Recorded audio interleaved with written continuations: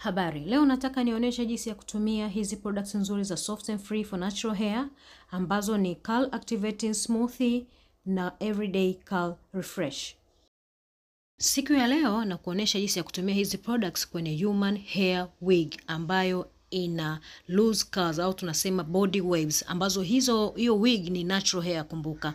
Kwa hiyo ninakuonyesha jinsi ya kuitumia kwenye human hair wig. Unachukua ile Curl Activating Smoothie. Ile Curl Activating Smoothie huwa inaamsha mawimbi au curls kwenye nywele. Kwa hizo hapo kwenye hilo wig ni waves. Kwa hiyo inaenda kuyaamsha yale mawimbi ambayo yapo kwenye hiyo natural hair wig. Baada ya hapo utachukua hiyo Everyday Curl Refresh, utadionyeza kwenye human hair wig yako kwa kuzipa unyevu. Kumbuka hiyo spray ina majimaji na pia inaweka na mng'ao kwenye nywele. Yaani ukiwa na hizo two products tu za Soft and Free nywele, ukiwa na human hair wig yako, hata kama ni zile wanaziita water wave wig, ukitumia tu hizo two products nywele yako inabaki katika hali nzuri sana.